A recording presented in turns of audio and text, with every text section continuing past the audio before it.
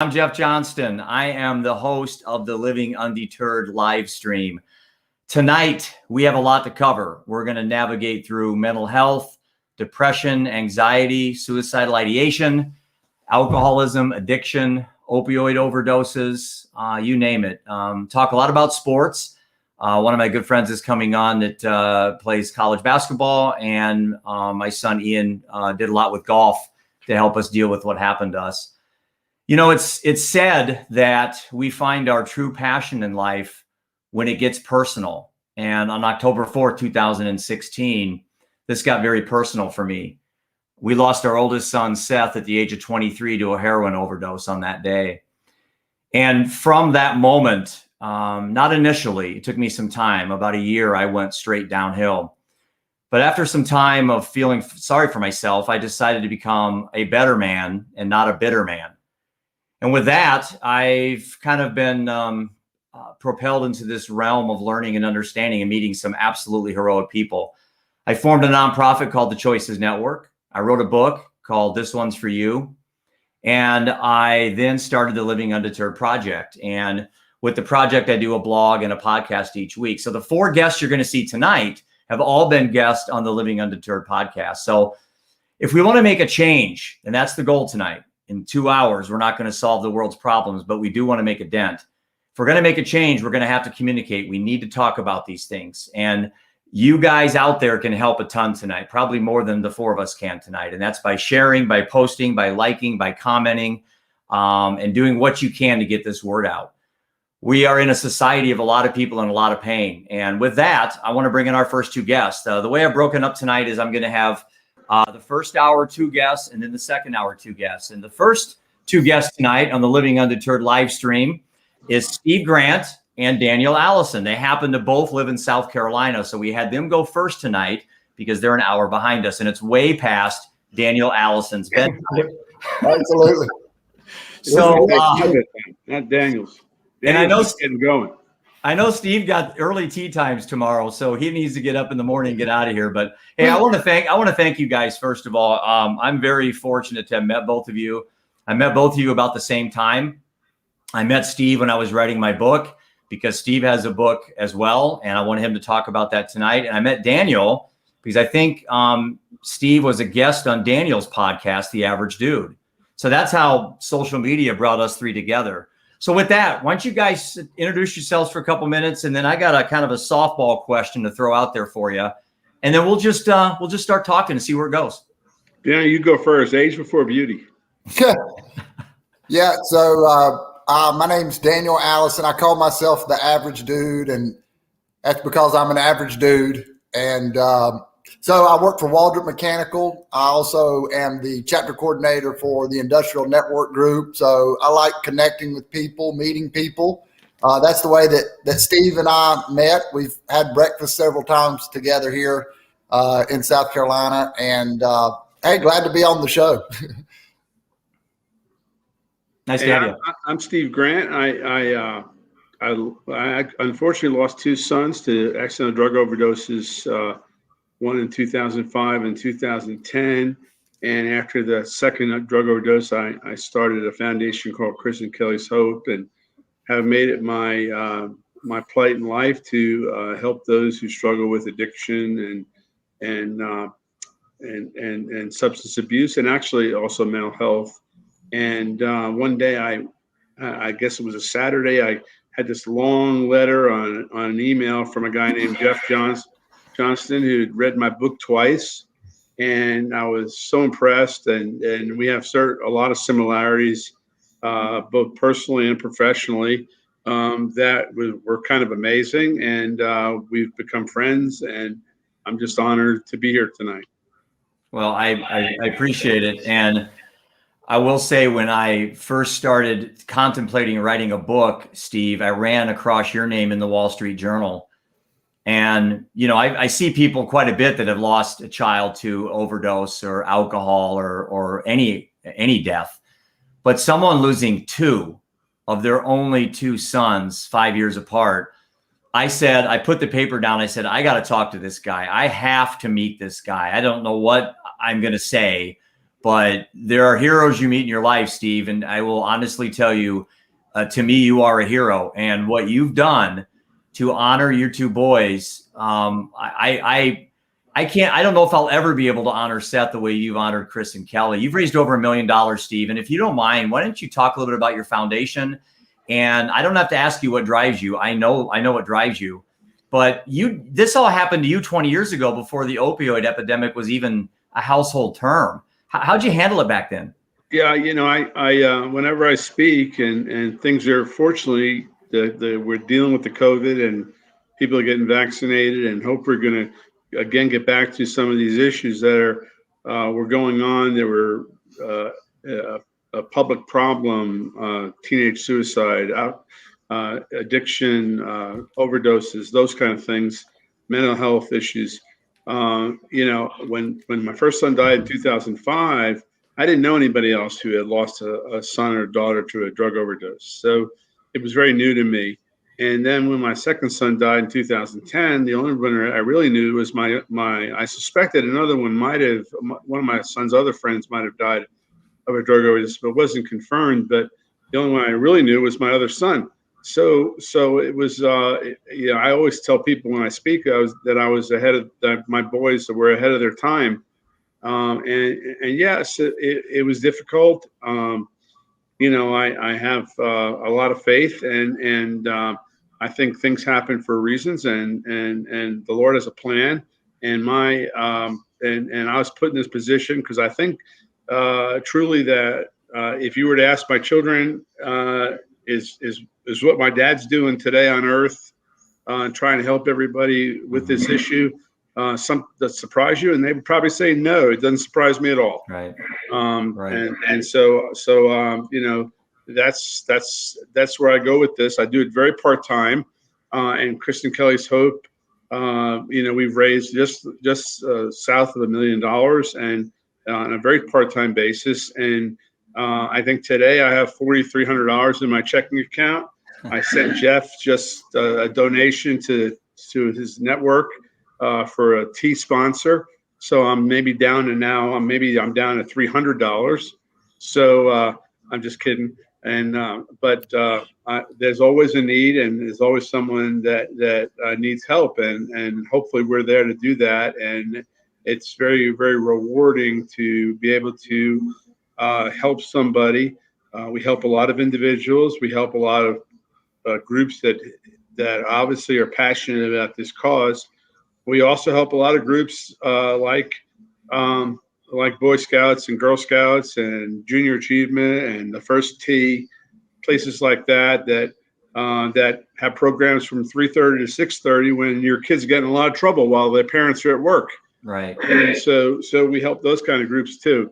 And it's very rewarding to see that effect. But at the same time, I think right before we started, I was telling you I learned about a friend of mine, kind of a distant friend, but a friend nonetheless that lost his son, obviously in the last couple of days of a drug overdose. Yeah, that seems like it's happening every day to me as well. I hear somebody, it's really sad. And hopefully tonight we can make a small dent in this. Hey, Daniel, I was going to drag you into this as well, because you had the opportunity to get Steve and I both on your Average Dude podcast, and on social media, you go by the Average Dude, but I'll tell you right now, you ain't no average dude, man. But we are.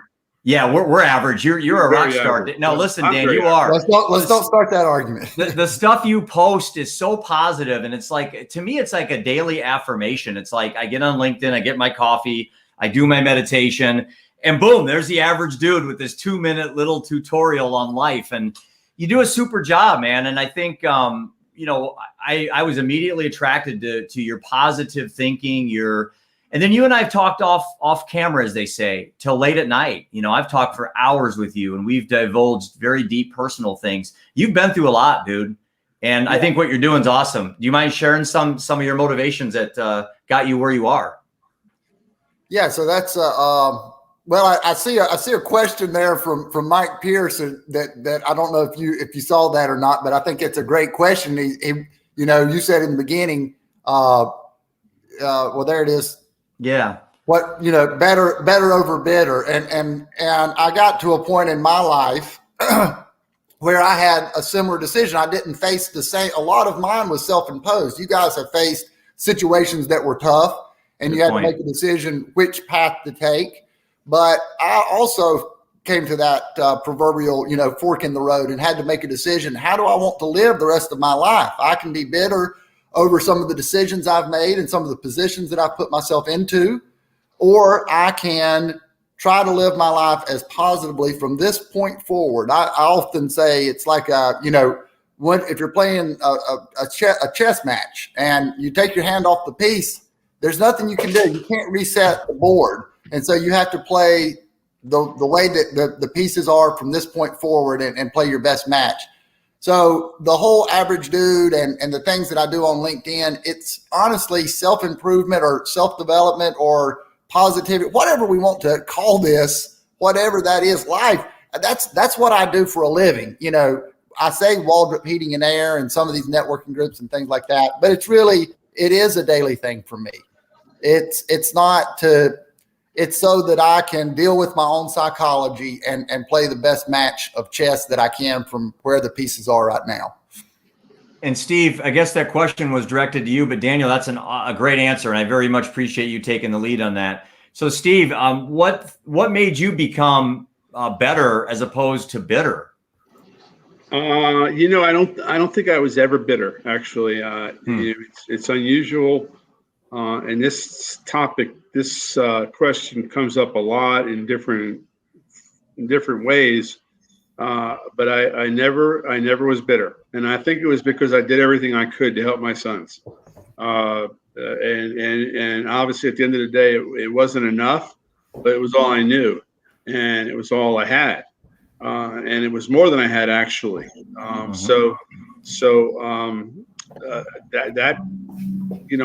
talk to people all the time that deal with a lot of guilt and a lot of grief, and although I do grieve, I don't have a lot of guilt.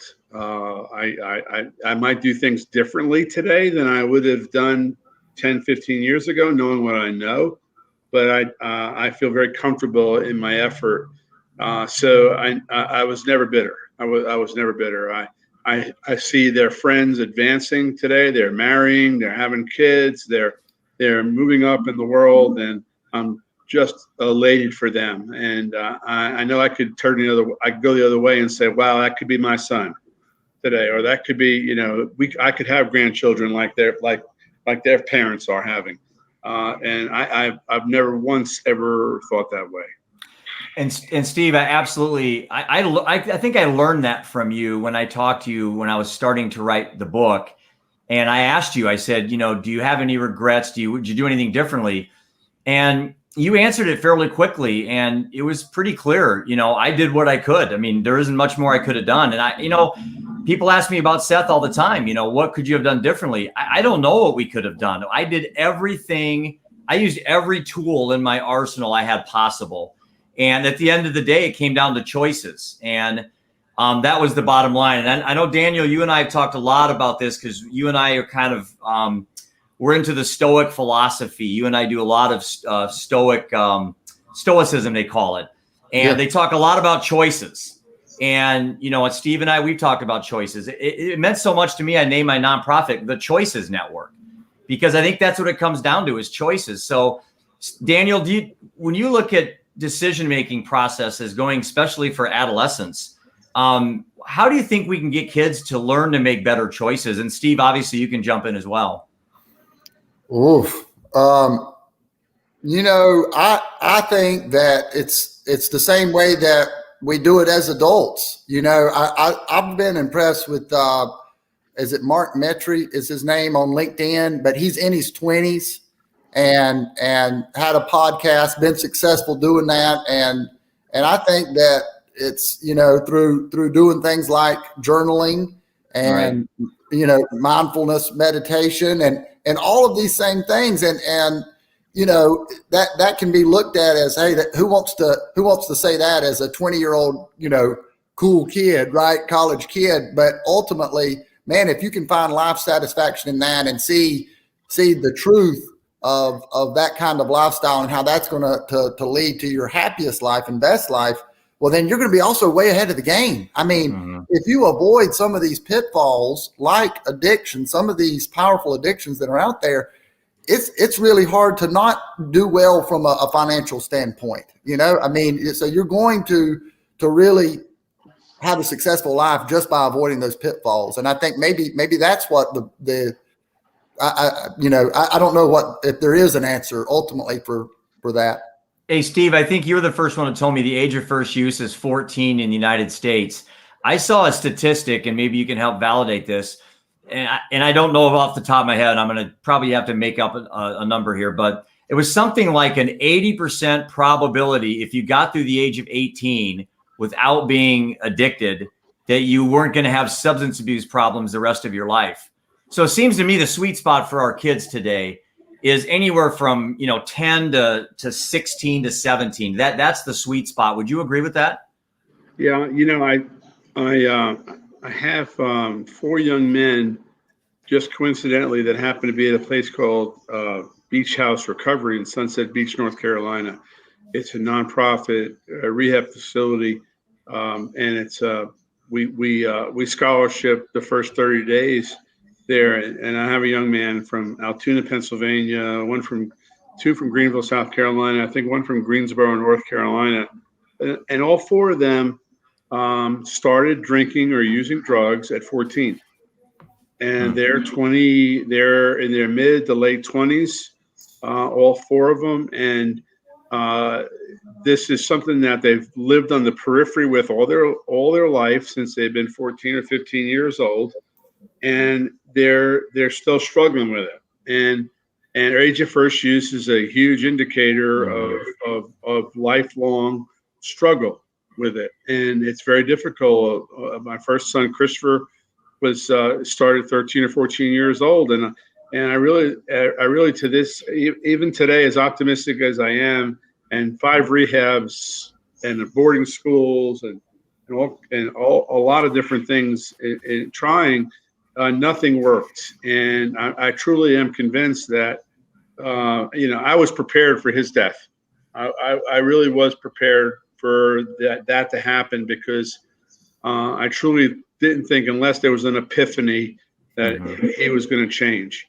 But these 4 guys are doing well, and I pray that they're going to continue to do well. They've been 3 of them been there over a year now, and the other thing we don't talk about, Jeff, is age of first use, but the big key to this whole thing is length of time in recovery. We talk about 28 days because I think insurance companies have sort of dictated that over the years, but length of time in recovery is a huge part of the equation. And nobody, as I talk to young people who struggle in their 20s right now, and that they've struggled all their lives, and I always say, look, we're talking about a football season and a baseball season. We're talking about 6-8 months of your life that could just mean the difference between you being alive or dead, or living on the periphery the rest of your life. So just as we talk about age of first use, we talk about length of time in recovery. Daniel, what are your thoughts on that? I guess what I'm curious about, Steve, is the 4 folks that you're talking about there. Their introduction at such a young age. Did they come from different backgrounds? Was it similar backgrounds? I think that's what. Can you speak to that? I can't exactly speak to that, because I know 2 of them personally, and one is from an affluent background. But I do know that today's addict, today's substance abuser, today's person who's got an issue with drugs and alcohol, obviously crosses all socioeconomic lines, and it is a disease today, unfortunately, that there's a lot of affluent people that have issues with this, and they are from good backgrounds, and you kind of on the surface say to yourself, wow, I can't believe it happened to that family. They had everything going for them, or or they had all the opportunities in this world.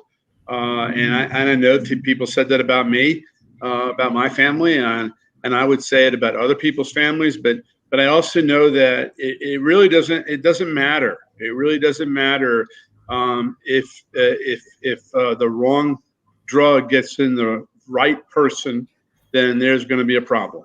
Hey, let me throw this out there, guys, because I think all this falls under the umbrella of mental health. And I think one of my objectives is, as we get further down this road with Living Undeterred, is to have resources available to deal with things such as bullying, suicidal ideation, which we're going to talk about the next hour with Sam Gary. But all these things that come into to underlying mental health issues. And I know Seth, I write about this in the book, he was never diagnosed with a mental health illness, but I'm fairly certain he had some of the checklists, I don't know what it was, bipolar or whatever you want to call it. But he had some mannerisms at that 13, 14, 15 that I used to tell my wife, he's trailing his peer group. It seems like he's not keeping up emotionally with his peer group. We would be playing basketball games and he would turn the ball over and cry, and the other kids didn't do that. And so, but he was prescribed Adderall, and that was really the beginning of the end at 15 when he started dabbling in that. But I guess I want to throw that out there more on what is going on with society, guys. We know more about all this stuff than we've ever known before, but even adults are the most miserable, the most unhappy they've ever been. What gives? What do you guys think's the problem? What's the issue with society today? Why are we struggling so much? Jeff, I think, you're absolutely right. I never talk to a family, and I always tell people I'm a parent. I'm not an addictionologist. I've unfortunately lost 2 sons to drug overdoses, but there's definitely a connection between some sort of underlying mental health issue and addiction. I think the two go hand in hand. And I think most people that I ever speak to will say, I'm not sure if this is a mental health issue or this is addiction. Right. Okay. And it seems to be, and maybe it's proven, I don't know if it's statistics, that with boys like our sons, it is addiction. It's not slanted towards mental health, where with girls, typically it's more slanted towards mental health. But regardless, there is a connection between the two, and I debate anybody on it, even a professional, that everybody I speak to, there has to be some sort of mental health issue that's going on, and that's underlying a problem that's causing you to turn towards drugs or alcohol to solve a problem. Hey, Steve, we had a question from one of my great friend families, and that's the Renters. They were through thick and thin with Seth, and Brock's actually my business partner at Premier Investments of Iowa. But that's a great question, Lori. Steve, these kids that are getting help, are their parents divorced or going through a divorce at the time? To tell you the truth, the vast majority of everyone I speak to is usually the mother, okay? And it's usually there's a house divided, okay? I had a house divided. Okay, very rarely there are people, Lori, on the same page on this issue. And then literally I've been on the phone with people on a 3-way phone call between the husband, the wife, and me, and we're talking about their son or daughter. And unfortunately, the mother, of course, is very nurturing, and the father is worrying about what is this going to cost? Is it going to be $8,000 a month, $3,000, $20,000? What is this going to cost to take care of this issue? Yeah. And I hate to put it that way, but many times it is that conversation. It's funny. I go to these meetings, and I'm the only male in the room, typically, because social services are typically run by women, and that's okay. And but most of the people that are passionate about this are the mothers, and I overwhelmingly, when I do go, like I said, when I do go to a meeting, it is. But I don't think, I had a lady that called me after the Wall Street Journal article because she thought I meant that people were going through divorce have more problems with their kids with alcohol and drugs, and I didn't mean that at all. There's no truth to that, but it is very common that I've found that there's a house divided on how to handle it. Yeah. Hey, thanks for the answer, Steve. Thanks for the question, Lori. And if anyone else there has questions, I mean, this is the time to ask. I mean, you're not going to have a panel like this. Unfortunately, we do have experience in certain areas. Hey, Daniel, I was going to ask you. You and I have talked a lot. Yeah. And I'm not putting you on the spot, but you know what? I'm going to put you on the spot. Yeah, I can get away with this with you. Yeah. Here we go.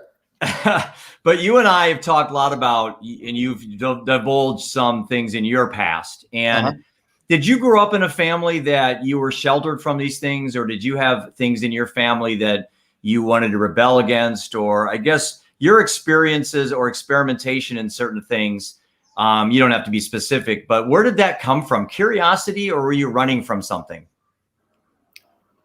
I think I was, so I grew up in a pretty religious household. And I think that,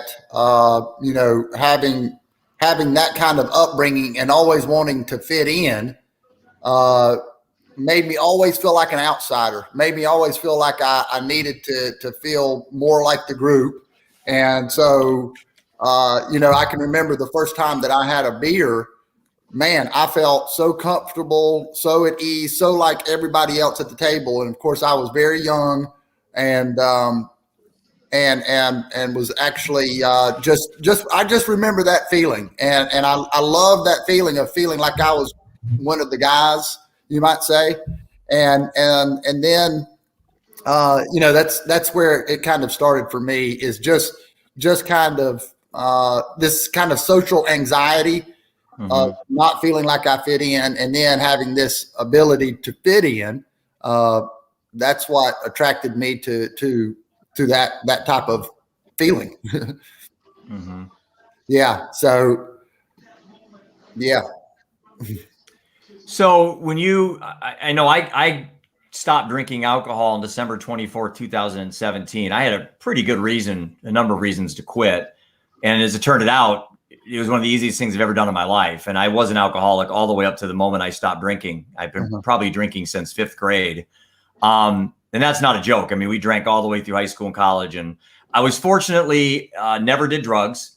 I knew with my ADD that if I did drugs, I would be dead instantaneously, because I would want to do all the drugs, not just one line. I would want to do the whole bag. Yeah. And I realized that wasn't going to work with someone with ADD. So, but I'm going back to why I quit. What was your why? Well, and I know you and I've talked about this before, but was there a why or a moment that you just decided, hey, I'm kind of done with this stuff?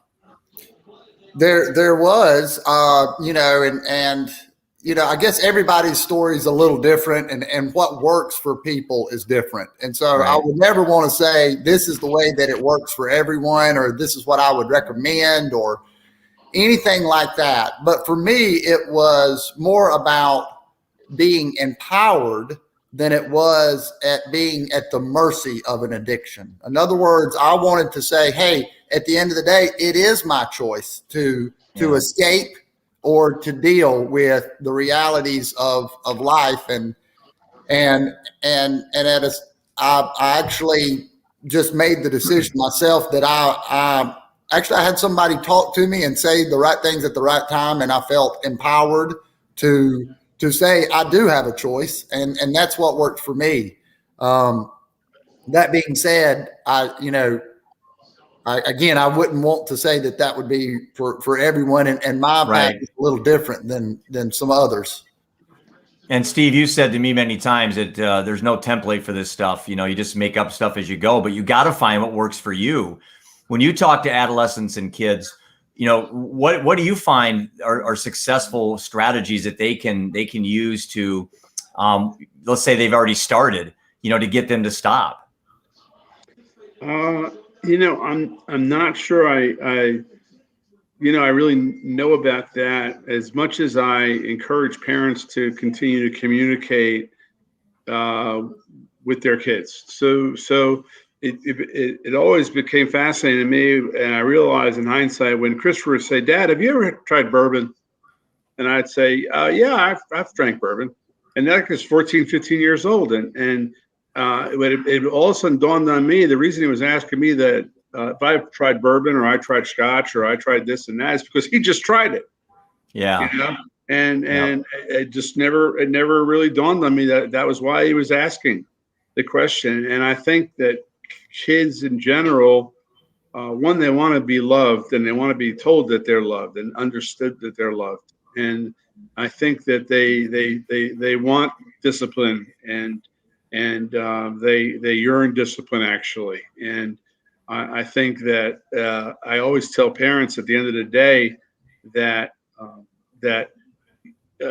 everyone always says, well, Steve, how do you know when your son or daughter really has an addiction issue? I mean, that's usually where the tires hit the road. And I always say when they start making decisions that are being controlled by drugs or alcohol, that their decisions are being made by drugs or alcohol. They don't show up at school on time. They don't go to work. They miss in practice. Those things that they normally don't do. You know, when a mother or father calls me, and it's typically again a mother, and says, "Well, I found marijuana in my son's pocket when I was cleaning out his jeans to put him in the washing machine." That in and of itself, yeah, you should certainly jump on that right away and say, "Hey, that ain't right," you know, and we're not going to stand for that. That doesn't mean you're addicted to marijuana, right? Or you're heading down that road. So I think I always stress some very open communication, and that was very common in my household, and it obviously it still didn't work. We had very open conversations about things like that. Yeah, so we're almost halfway through. I was gonna throw it out there. Does anyone have any questions? Make sure you throw it in the comment section. I'd love to hear some questions if people have some. You can ask Daniel any kind of HVAC question too. Easy enough, Steve. Don't put me on the spot. Hey, I'm gonna throw out another different thing for you real quick here. What's your thoughts on the role of social media on adolescents and kids today? And I can't see it getting better. So we better learn how it works with our kids. And a quick story I'll tell you, Steve, I think I told you this the other day, was I was on the ASAC board of directors meeting. We were having the Area Substance Abuse Council, and somebody was sharing a story in the state of Kentucky. Now, this is going to shock a lot of parents out there because they think with COVID, their kids are sitting in their bedrooms, protected, insulated from the evils of drug abuse. And the reality is, these kids, these were, I think, 14 or 15-year-olds. They were on Snapchat. Now, Snapchat is pretty harmless, as far as I know.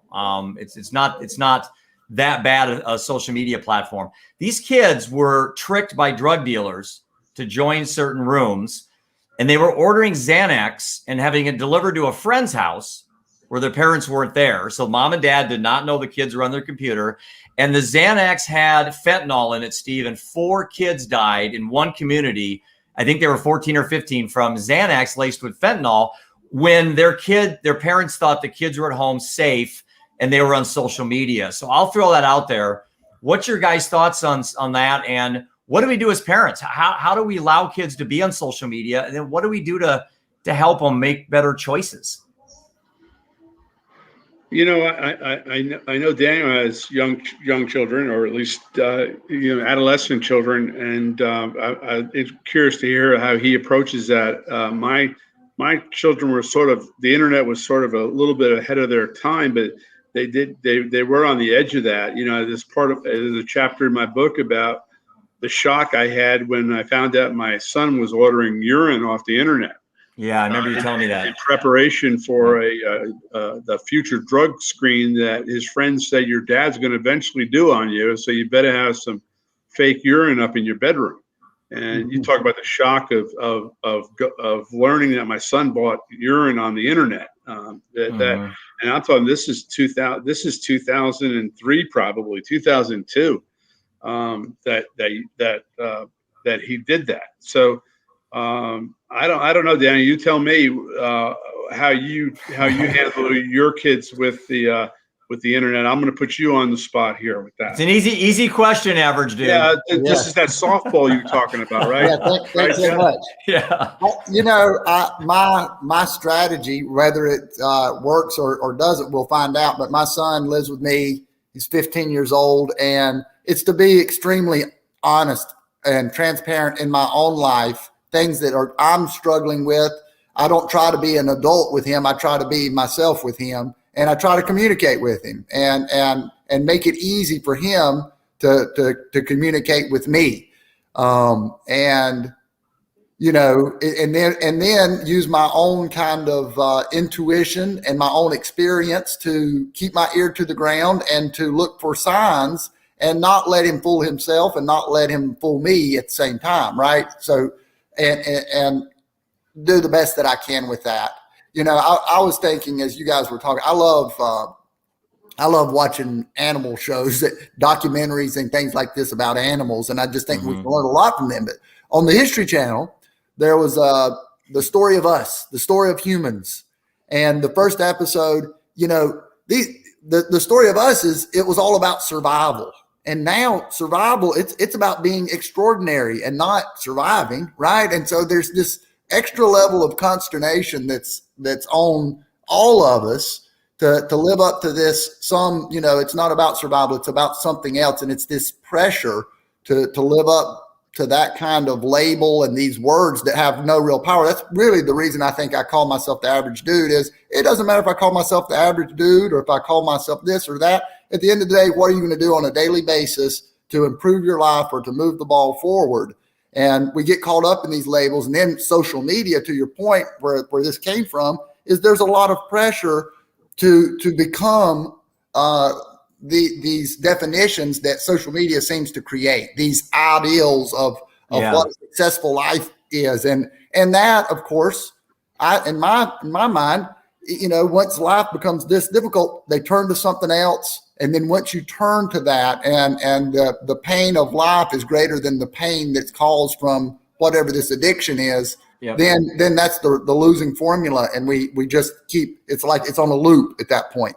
And you know, they have a term for that, and I know I know you're aware of it, but imposter syndrome is something that the kids are having a very difficult time right now, and it can be twofold. It can be that you're not giving yourself as much credit, or you're jealous of somebody else that's doing very well. And you know, if you look at social media, and adults go through this too. I mean, I do this myself when I see someone doing a nonprofit and they're doing it better than me. I'm like, man, I must be a loser. You know, I should be raising $1 million like Steve Grant, and but I'm not. And it's like, but that same envy and that envy or that jealousy is the impetus for all these things I'm doing. So I've been able to just take that through meditation, Daniel. And you and I've talked about this at length, using the awareness of my thoughts. And instead of saying, wow, you know, Steve Grant's raised $1 million, I could never do that. I want to get to 1,000,001 and then send a picture of that to Steve.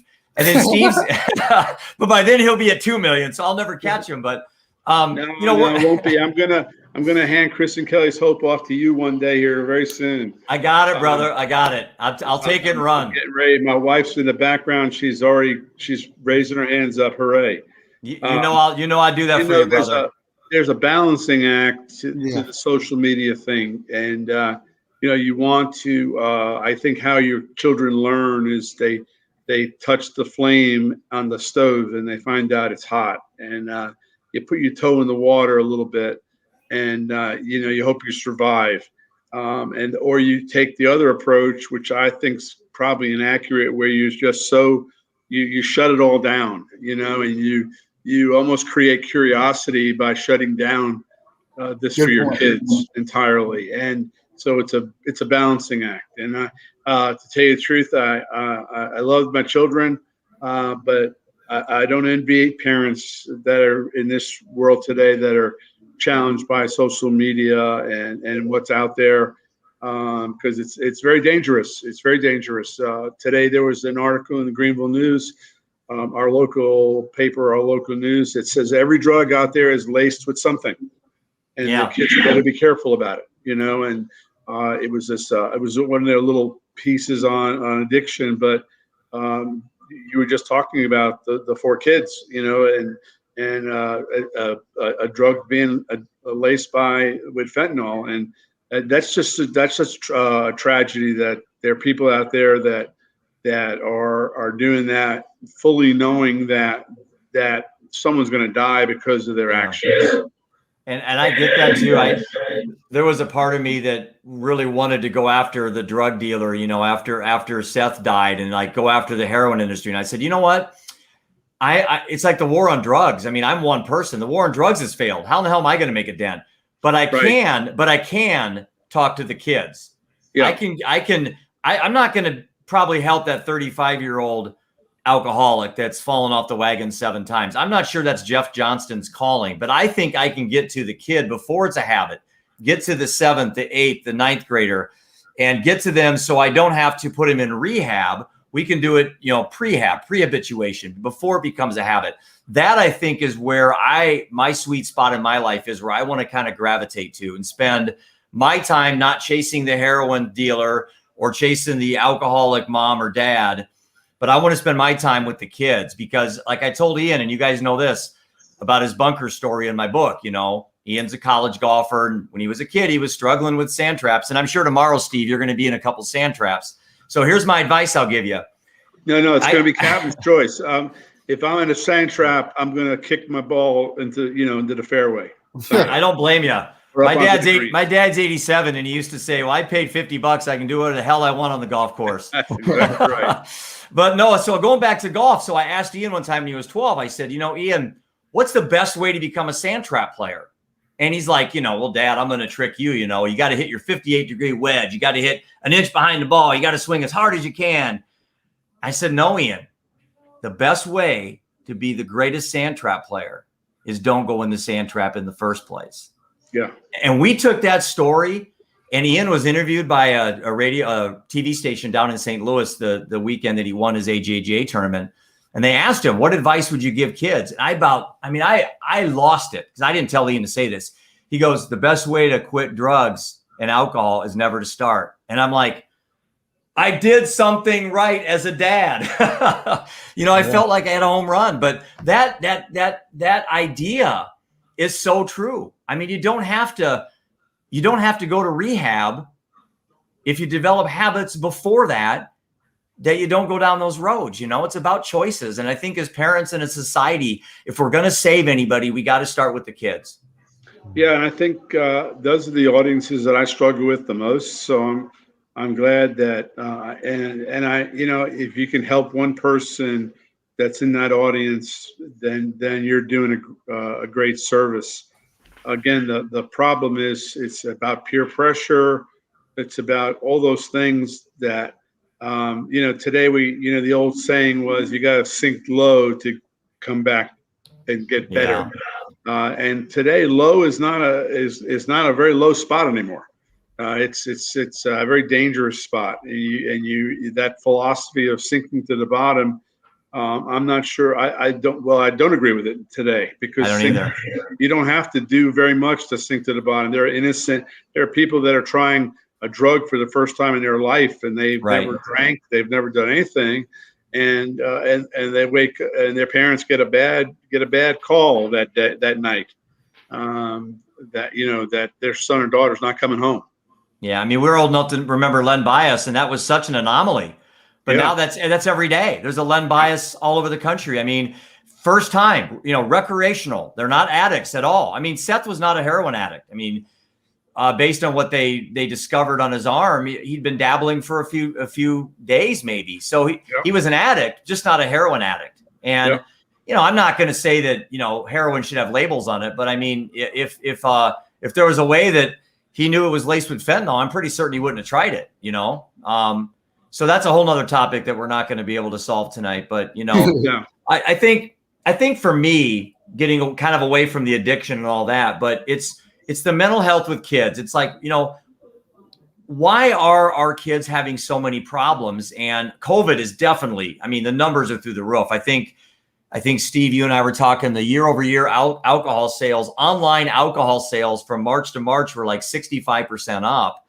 And, these are mostly adults. And if kids are struggling with these things and coming home and their parents are drunk, you know, man, it's going to be a tough world for them to deal with their problems if mom and dad are getting drunk every night. You know, it starts at home. Don't you guys think? Yeah. Yeah. Well, yeah. You look at people that in jail, 9 out of 10 it's some kind of drug related issue that creates family discord, and that's where it starts. And you know, that's, you know, I don't know your feeling on in Iowa about the legalization of marijuana, and where people stand on it. I think South Carolina is going to certainly go that way one day. It's economically too big an issue. I think we'll go down kicking and screaming. But the issue again is going to be just like alcohol, just like cigarettes, getting in the hands of underage, of people underage, and that's where the problem is going to be created again. And it's interesting you brought that up, because I do want to, with 15 minutes or so left, I do want to throw that out there. You know, I think when Seth died, my initial reaction was, you know, anti this, anti that, you know, anger and hatred. Then I thought, you know, going back to my stoicism, Daniel, I reframed things in my mind. And, you know, this war on drugs and alcohol and all these things, you know, they call them the sins. You know, we make everything illegal. And there's more of these things going on as they're legal. And I'm not saying that making it legal that we wouldn't have issues, but it seems to me that I think the way that we handle this as parents is, just because something is legal doesn't mean you have to do it. So we spend so much time talking about legal or not, like you have to do it or you don't have to do it. I call BS on that. I don't care if they legalize it. I really don't. I will tell you right now, the people I talk to, the kids I talk to, I'm going to tell them that all the time. Just because it's legal doesn't mean you have to do it. Alcohol's been legal for a long time. And look at the wreck on society it's caused, more than marijuana ever will and ever could. And again, just because you're 21, you don't have to go out and get drunk. So I think it comes down to us kind of agreeing with our kids. I used to fight Seth all the time. You know, pot was a scourge. It was the worst thing. But now I'm like, I'm not telling Ian and Roman that. You know, I'm not telling him that. I'm telling him simply this. The day is coming where these things are going to be legal. We can debate the merits all we want. You're going to have to make a choice someday, whether you want to smoke it or not. And I'm not going to be there. You're absolutely right. And I agree with you. And I don't get involved in the politics of things. Right. I abhor politics. And whether or not marijuana becomes legal or not, Steve Grant is fine either way, how it happens. But I do, when I speak to young people and I speak to parents, it's like you've forgotten that 21 is the drinking age. Yeah. You know, you're actually breaking the law, right? Good point. Good point. And no one ever, that subject, unless I brought it up, never comes up. You know, it never comes up. It's like, you know, if you were robbing banks, you know, and you know, it's illegal to rob banks, but no one seems to understand that or dwell on the fact that your son, he's got an alcohol problem, or your daughter's got an alcohol problem. They're 17 or 18 years old. They're 3 years away from the legal drinking age, Right. and they've already got a problem with it. So it is kind of interesting that we kind of gotten away from, you know, what is legally correct. Yeah, legally doesn't mean you should do it. I mean, I think that's the stigma that I think we really have to break with the kids. And, you know, pot's coming, whether you agree or not, it's coming, and it's going to be legal. And I was in Colorado the other day, and, you know, you could get pot pretty much everywhere. And again, I go back to that saying, just because it's legal doesn't mean you have to do it. And I think I remember the first time I drank a beer, my dad was dropping me off at a party for a baseball team I was on one summer, and the car that pulled up in front of us happened to be one of the kids, and they were pulling out a case of beer. And I looked at my dad, and he looked at me, and he shook his head, and I shook my head at him, you know, and we kind of agreed to disagree, and we didn't even say anything to each other, you know. But I knew that he was saying that, and that he disagreed. And I always knew that it was wrong to drink before a certain age. Yeah, I would like to have, if anyone has a question in the last 5 minutes or so here, fire it away, because I would I'm certainly like to have a conversation with someone that has a question. But Daniel, we talk about meditation a lot, and in my book I have a chapter called meditation. And I know for me with ADD, meditation has been a really great thing in helping me deal with my my pull towards addictions. In my book, I talk about the fact I was addicted to gambling. I was an alcoholic. And I learned to, I say trick my brain, I guess, for lack of a better word or phrase, trick my brain to not play the narratives that most people play. Like, woe is me, I'm an alcoholic, I'm sober, just I'm an addict. It's like, yeah, I just took kind of those words out of my vocabulary. And what's your thoughts on that? I know you meditate, and we've talked about it at length, but what's your thoughts on meditation as a coping mechanism, not just for kids, but for adults that are having problems? Yeah, well, I think, as you know, I think it's just such a big deal to become aware of those thoughts, any type of thoughts. If we're just aware that they're happening and don't struggle with them, and I think that for me, this is what meditation is about, not struggling against these thoughts, knowing that they're there, and then making the decision to respond to those thoughts in the most effective way. And for a very long time, I responded very quickly to those thoughts. I would fight against them. I would think something was broken. I would panic. I'd go into a panic mode and make impulsive decisions. And so now, with meditation, it's more about observing the thoughts. And I think often and journal often and draw often about keeping my head above thoughts. So sometimes it feels like thoughts are rising water. And as the water comes up, I have to, figuratively and literally kind of hold my head high, hold my head above that thought. And I know it sounds, even as I'm saying, it's hard to communicate that. But for me and the way that I deal with, as those thoughts come up, I kind of visualize those thoughts as water.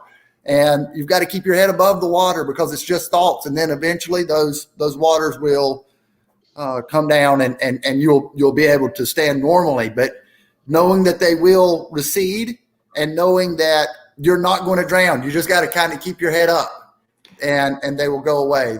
So go ahead. I call that kind of riding the wave. And it's one of my kind of go-to visualizations. And that coupled with just writing out, Jeff, you were talking about earlier, and I think it is human nature. All these things are human nature. I mean, so the responses to them are what really differentiate people and the success that they have in it. We all have these same insecurities, this feeling of not fitting in, all of those things that we struggle with, and how we respond to them, and whether it motivates us or sends us down a dark path. That's really that's where the choices comes in. It's funny you say that, because I know we spend as a society so much time on choice versus disease, and people argue and they get upset. It's the same argument with God and atheism. It's like people spend so much time arguing.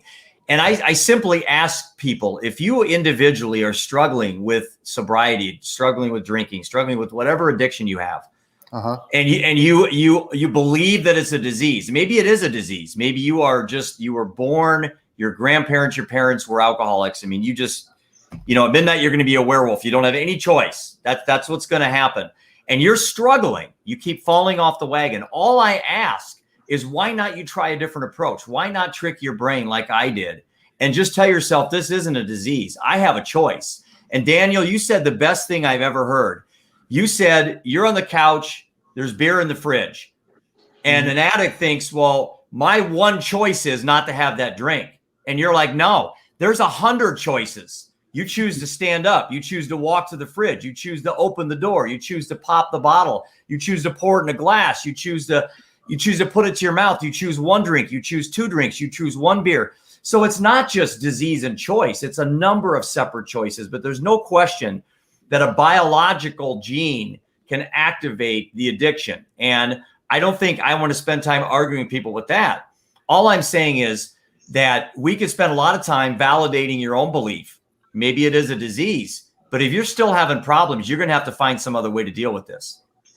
Yeah, Jeff, I think that one of the issues when I always write someone a note or a personal note that is celebrating 6 months of sobriety or a year of sobriety or 2 years of sobriety, I never have heard anybody get insulted by my comment. And my comment is typically, hey, congratulations.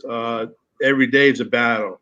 And if you happen to stumble, get back on the horse.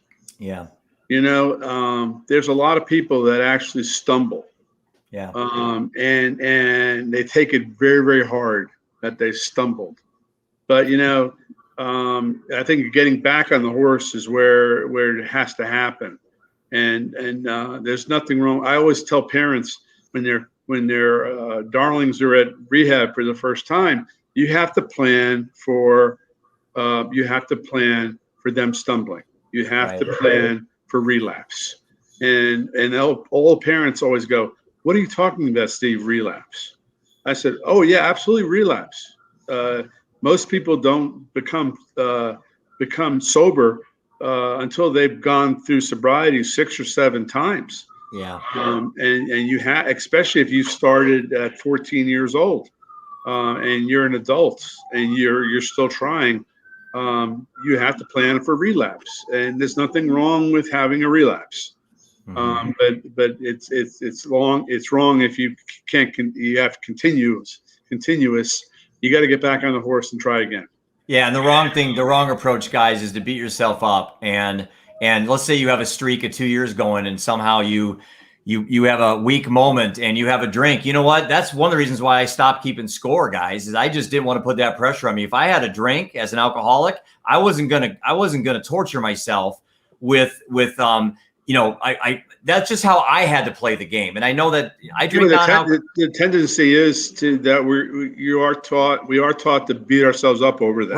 Right. And that unfortunately is inaccurate. I really, you can beat yourself up briefly over it.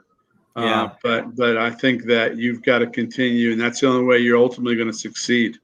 Hey, any last second words of wisdom? Daniel, I'll have you go first.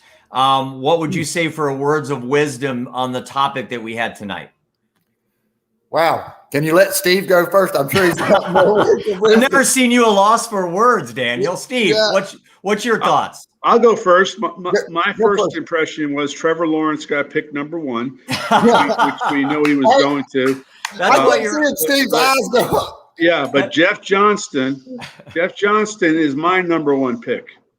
Well, thank you. I appreciate that. I really appreciate what he's done and what he's doing and what he continues to, because I look to people to continue to carry the torch, because I'm not sure this is a war that's ever going to be won, but it's going to be a war that hopefully you can mitigate over time.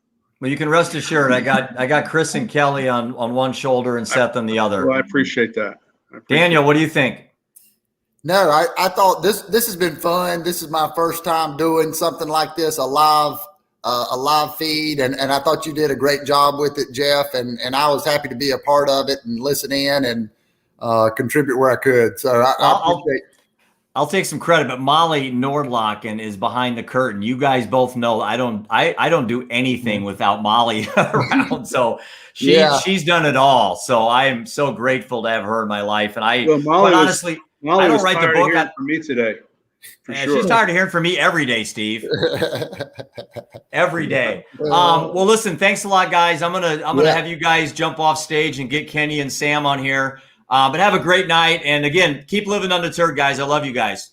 All right. You too, Jeff. Thank you, man. I will talk to you soon. See you, Steve. You bet, brother. Daniel, you bet. Soon. All right. All right, buddy. Bye. Thanks, guys. So I think what I'll do is spend a minute or so just talking about the intermission here. If you need to take a break, whatever. Obviously, I can't. But next we have Kenyon Murray and Sam Gary, and I'm super excited about these guys. But before I did that, I wanted to remind you, or at least let you know that Saturday, May 15th is the first annual Living Undeterred Charity Golf Classic. and it benefits the Choices Network, which is my nonprofit. We still have room. Believe it or not, we have a tremendous amount of sponsorship, which is awesome, but we do need some more golfers. So again, this is Saturday, May 15th at Airport National Golf Course. We're looking for volunteers. So if you don't golf, feel free to call or reach a hold of us, and we'll get you out there on the course to help volunteer. And we need golfers. I think we have 14 or 15 foursomes right now, which is awesome, but I'd like to get to 20. If you're a single or a double and you're looking to be paired up, just submit your name to us and we'll take care of the rest. But again, very much appreciate everybody's support. The contributions we have been absolutely unbelievable. Some personal contributions that have been made that have been quite inspiring to me. So with that, I did want to mention that the tournament's on May 15th. The other thing I want to say is that sometime this summer, I'm going to be launching my audio book on This One's For You. I've been in the studio working on it. I have a surprise ending for those of you that read the book. I do have a neat little passionate surprise at the end. But the audiobook was something I was very interested in doing. I didn't want another author to read my words. This is my story, and I wanted it to come from me. So that's going to be out sometime this summer. So again, the book is available on Amazon or through our website, the www.livingundeterred.com. So with that, let's talk about our next guests. And I'm awesome. It's awesome. I'm tired, not awesomely excited. I'm super excited. Kenyon Murray and Sam Gary. What do I say? Sam's been a recent friend of mine. I met Sam through the AJGA junior golf program with Ian. Sam is a freaking rock star. He's one of the youngest kids I've ever met in my life to come out with suicidal ideation, and not just come out with it, but just kick it in the face. And right behind him, you can see his nonprofit is called Kick It for a Change. And he's going to talk about that tonight too. And we absolutely, I'm honored to have Sam as a part of my book. And, you know, Sam, many times in life, we look at older people as our heroes. And I do have some. You met a couple today already. But Sam, you are definitely a hero of mine, man. I respect what you're doing. And tonight, you're going to be adding a little bit of perspective in regards to mental health for adolescents.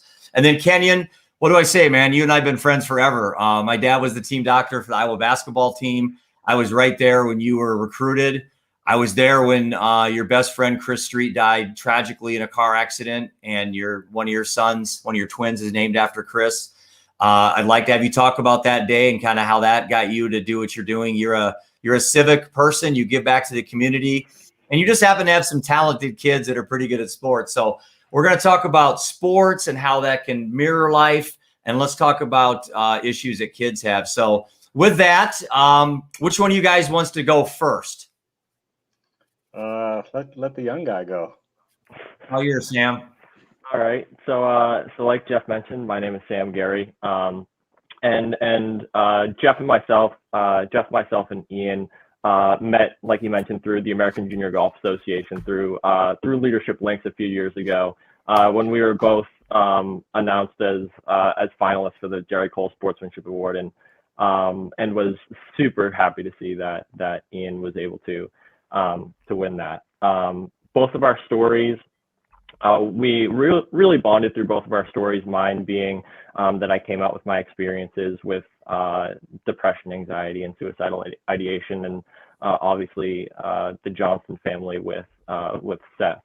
As far as my own story goes, back in 8th grade, I was first diagnosed with depression. Didn't quite know what it was, from the jump, but unfortunately, as time went on, I tried to let things simmer without going to therapy or reaching out for help, and it just didn't work, and it ended up turning into pretty serious suicidal thoughts that lasted while I was making my transition from middle school to high school, which was not easy to deal with. Since then, like I said, through the Leadership Links program, I've been given really special opportunities with Golf Digest and the Golf Channel. Obviously, getting to work with Jeff and Living Undeterred and the Choices Network.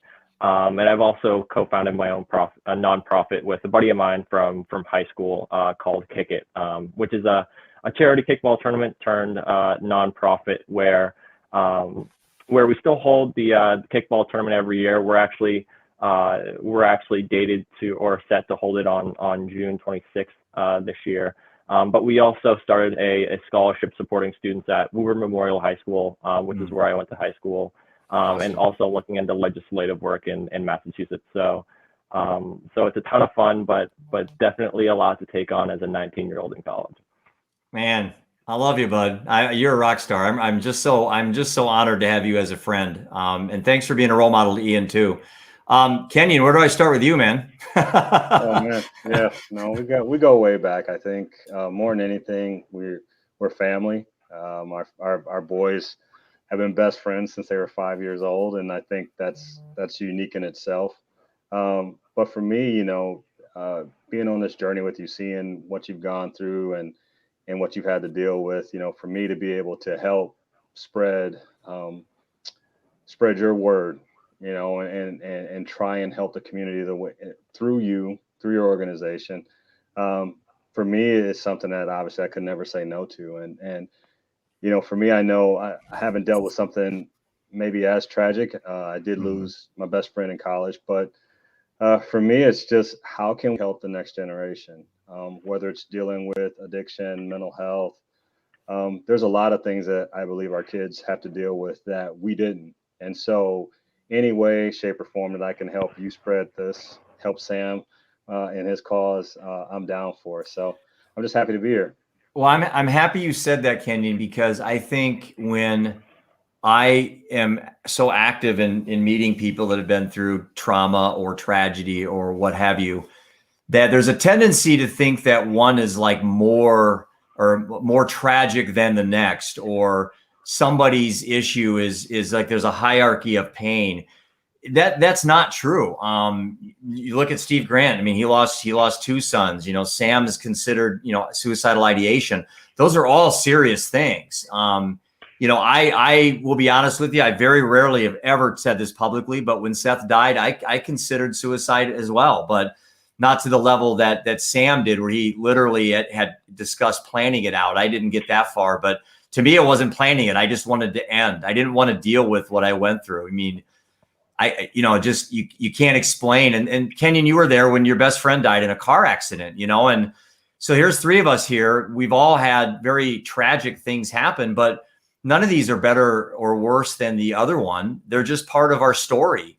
And Kenyon, you've embraced Chris's memory by naming your son Chris, and you partake in the golf outing every year. And Mike and Patty have become great friends to you, and I've had a chance now to meet them. Sam, you've embraced what could have been the obviously the worst decision you ever made. And unfortunately, millions of people globally are making this decision every year, and that's to end their life. And you have this desire to get people to look at, hey, let's make it one more day. I may not solve your problem, but let's get to tomorrow. I've been down. Hell, I'm going on 5 years that Seth's died since on October 4th of this year. I'm not going to lie to you that every day I'm living undeterred and I'm this rock star. I'm not. I have horrible moments I can't even explain, but I know there's a tomorrow, and having that hope is what gets you through, Absolutely. I think when you say there's a tomorrow, it's how we embrace it. But I think when we have struggles like that, or we deal with certain tragedies, the people that we surround ourselves with in that moment can either, like you say, you can go down or you can go up. Mm-hmm. And I think, both of you, like just looking at how you guys have supported each other, you have someone that allows you to think past maybe that moment of despair or darkness, because there's someone out there that believes in you. There's someone out there that wants to help you make an impact on the world. And so who we surround ourselves with during our good times and our bad times, I think those are some of the things that help us pull through.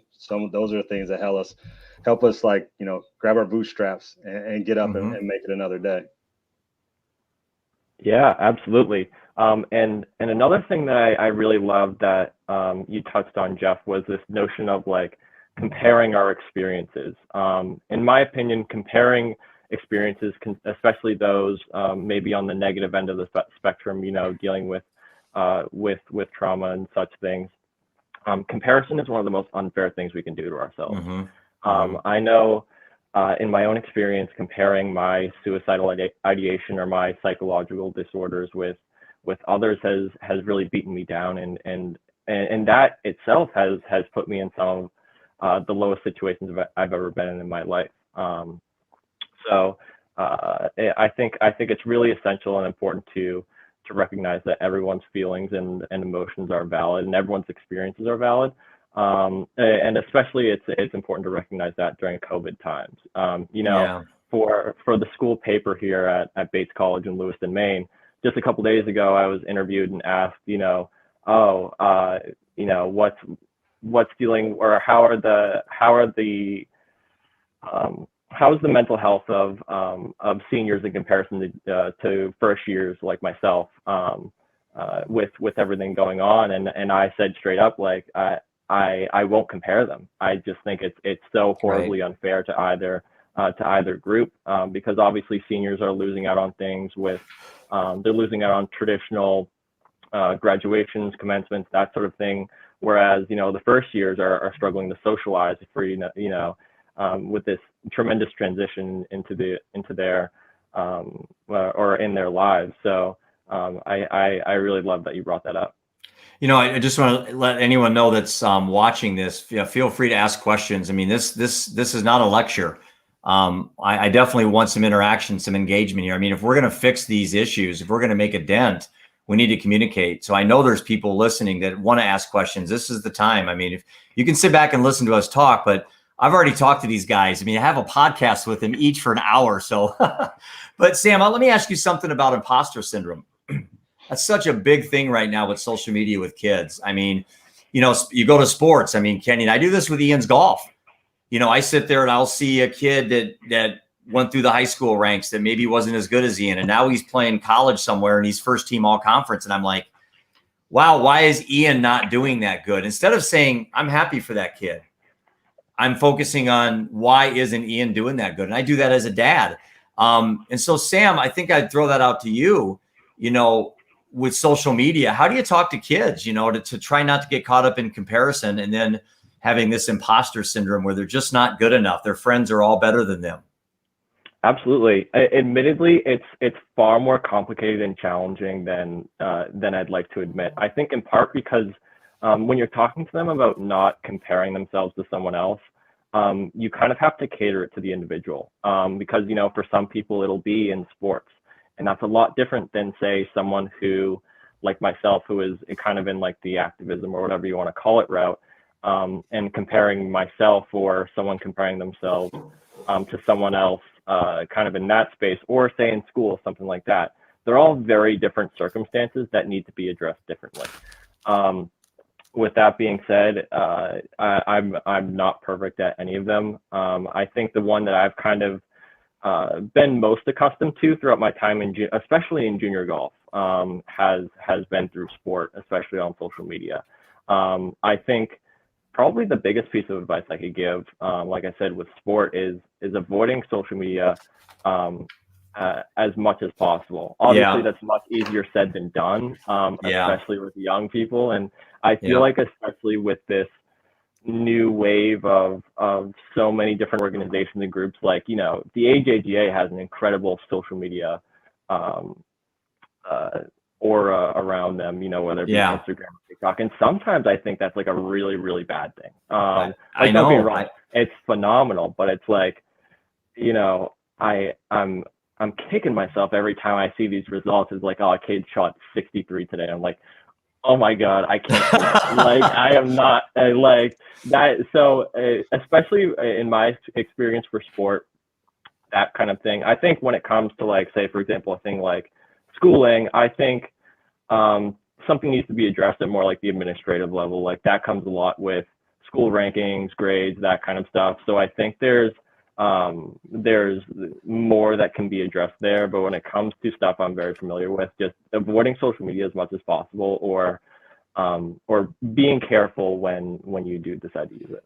So, Kenyon, you've coached forever, and you've seen how this happens. Now, but you also have three very talented athletic children. do they compare themselves to each other? I'm sure they do.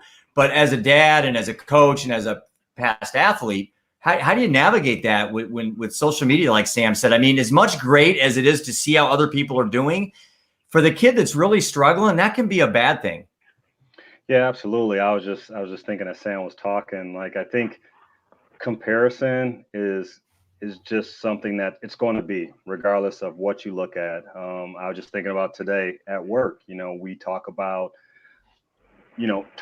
giving people different targets, but it's based on their performance from last year in sales, right? So we're always comparing, but I think it's the perspective you have to have. I think like in an athlete, when Chris and Keegan were coming up and they would see all these other players that were ranked ahead of them, it probably bothered me more that I knew the talent that Chris and Keegan had, but it bothered me because I felt like other people didn't see that. But I think the one thing Chris and Keegan always felt was that if I go out and I do the work, it doesn't matter who compares me to what. I know that I've gone out and I've done my best. And I think how we as parents really navigate that is by putting a lot of we put a lot of emphasis on just being the best version of yourself day in and day out. Like, what did you do today to get better? Whether it's in a classroom, on the basketball court, absolutely. And I think the one thing that I've tried to do as a dad is show my wife and my kids that, I'm a different person I was 3 years ago, is because one, I knew that I still had room to grow. I still had room to get better at things. And so we're never at the end of that. But I think comparison is something that is always going to be there. And I think it's just about having the right perspective when you're looking at that, if you're comparing yourself to someone else, and trying to look at it from a standpoint of I am who I am, they are who they are. And the person that's making the comparison 9 times out of 10 doesn't know either one of them. Yeah, you're right. We have a great question, Kenyon, from our friend Bill Maxwell. Hey, Bill, how's it going? Shout out to you. Hope everything's going well. Jeff and Kenyon, did you guide your children with selection of a peer group, or did they just gravitate to like energy people? That's an awesome question. And again, having 3 kids, I can tell you Seth certainly gravitated towards his peer group, and unfortunately his peer group wasn't a good influence to him. But I will say, though, one thing I write about in the book is Seth lacked the leadership skills to say no, and I think he was much more likely to be a like person. I think he could have been some self-esteem issues or whatever, but I think he couldn't say no to people because he had to be part of the group. Whereas Ian and Roman are different. I mean, 3 kids, same household, but they're different. I think they both can stand on their own 2 feet. As far as I know, neither one of them partake in any of those things. I say far as I know because every parent says that. But the reality is that, same house, but they've gravitated towards positive things. Ian and Sam, the golf industry, or the golf family, it's unbelievable. And Kenyon, basketball is unbelievable too. They take you in like a brother, literally. And I don't know if Seth had that when he quit basketball. That was the last thing he had, Kenyon. You coach Seth, you know how it was. I think he lost that when he quit. But how would you answer that? That's a great question by Bill. I do think the answer is you do gravitate towards like peer group. Absolutely. I still remember when the boys came home from AK and the only thing they talked about was Logan Renner and Ian Johnston. And that was when they were 5 years old.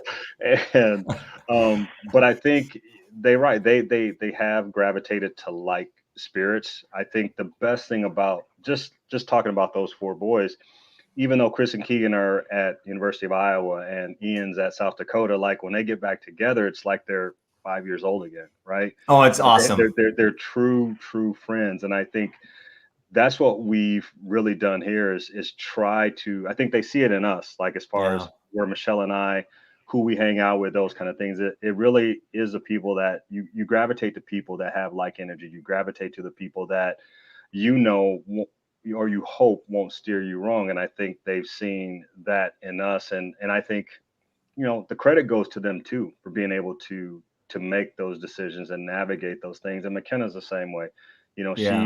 When she comes home and she talks about spending a night at a friend's house and they sang Christian songs and they prayed and they did this Yep. and do that. You know, it's kind of one of those moments like we did okay, you know. So, but yeah, and also we know, you know, we try to know the families of the kids that are the families that our kids are involved with too. And I think that takes a lot of time too, just to be a present parent.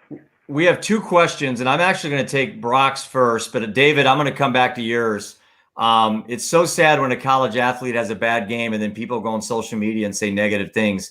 Kenyon, what do you say to your boys about social media and fan comments? And then David Miller, I'm going to come back to your question on Sam after this because I want to hear Sam's answer.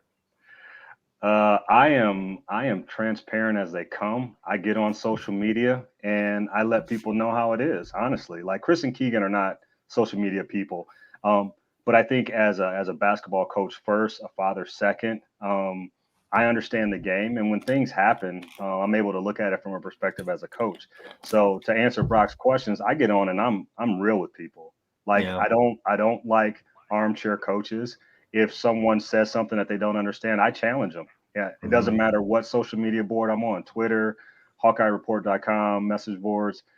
The one thing that I'm confident in is I know the game of basketball. I understand people, players, and what coaches do. So for me, I dive head first into anything anybody says when it comes to social media. Kenyon, you've forgotten more than most, than 95% of the fans that watch the games. You know, that's a good answer. And I know, again, you're really under the microscope because not only are you a legacy player, you know, you're one of the greatest Hawkeyes of all time, but now you've got two boys on the team, you know, and it's going to be great watching them. Okay, Sam, your turn. David Miller asks, how did you make the decision to talk about your mental health so publicly? And I've asked you this too, Sam, so I'm dying to hear how you answer this again. Did you ever hesitate to share what you were going through, or do you ever regret the decision? What an awesome question. Thanks, David, for the question.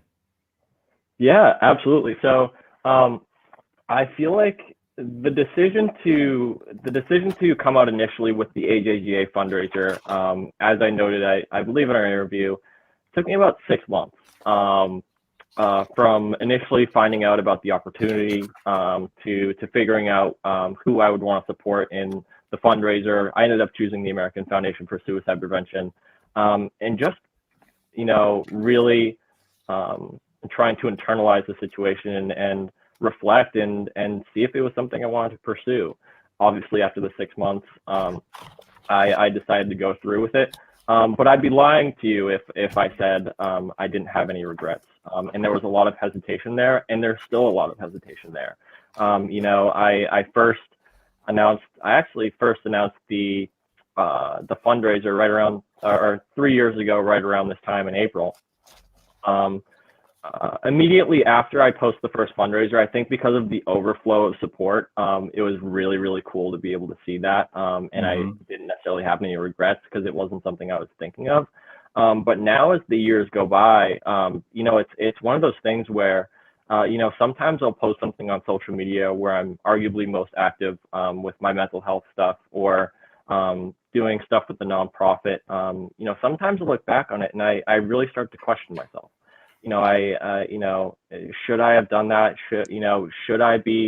Am I being so vulnerable to the point where it comes across as attention seeking, even though that's not what I'm intending?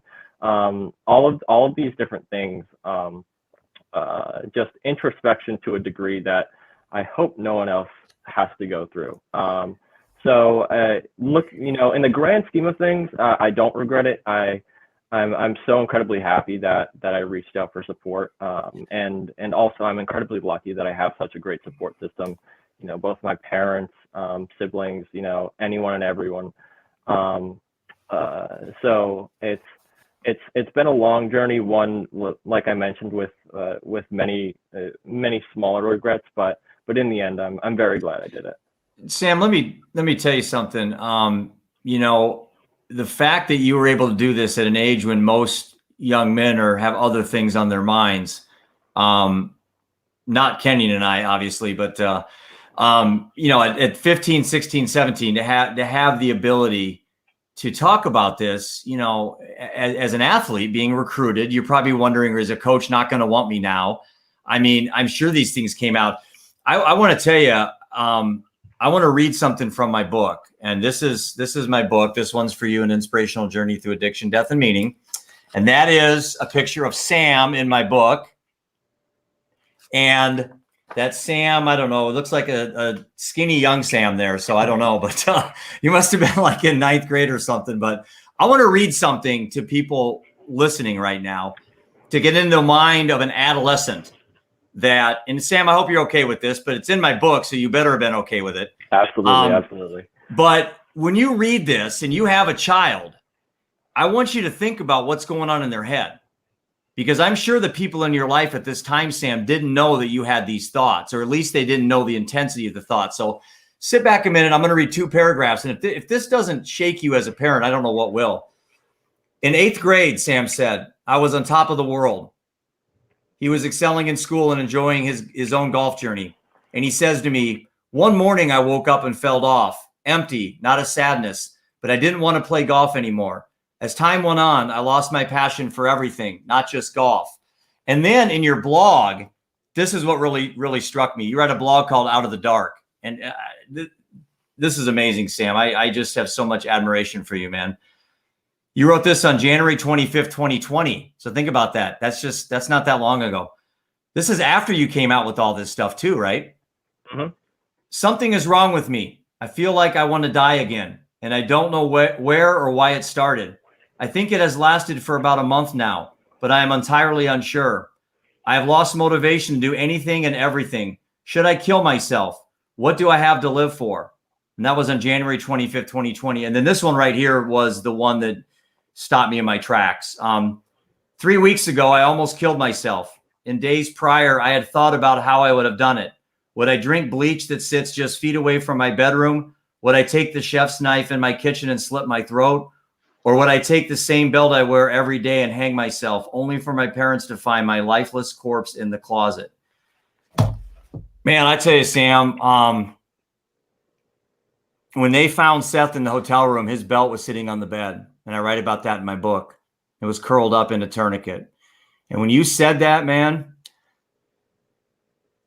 I said to myself, I'm going to do this the rest of my life. This is what I'm going to do the rest of my life. I mean, if you and I and Kenyon and Daniel and Steve can continue this story, that the next Seth is out there, the next Sam is out there, and they're deciding between something is for them at that moment as trivial, and it can be so monumental. Sam, I applaud you for what you did, and you have impacted me 1,000 times over, and you are an inspiration to me. And I know you struggle with this. I do as well. And it's not just going to go away, but I'm always there for you. If you ever want to call me anytime, I'll fly out to see you. Anything you want, man, I'm there for you. You've been a life changer for me. You've been an absolute rock star. And I know there's so many, and it's not just kids. You know, the one of the highest areas of suicide year over year is middle-aged men. So this isn't just a kid story, Kenyon. This is all walks of life. You know, suicide seems to be the easy way out, and it always has been. But it's not the easy way out. You leave so much collateral damage forever, for generations. Thoughts? Yeah, I wanted to ask Sam. I was like, you know, to have the wherewithal to say, okay, I'm going to reveal this to the world. Like, where were you? What was the moment where you're like, okay, I can do this? Like, was there someone that said something to you, or what was it that gave you the strength to be able to do that? Absolutely. So I think the one thing that I've mentioned quite a bit is that when I was first deciding whether I was going to share my experiences, I didn't talk to anybody because I was convinced, and rightly so, that they were going to try to talk me out of it. And I completely understand why. I mean, first of all, the notion that anyone would talk about these things so openly is kind of absurd, or at least to many people it seems absurd. But I think I took a lot of inspiration initially from hearing experiences. There were a few really impactful discussions in classes I had in high school, where people very briefly and in not much detail shared that they were struggling with something. And these were individuals that like everyone kind of alludes to, they're individuals that you would never expect to have been struggling with anything.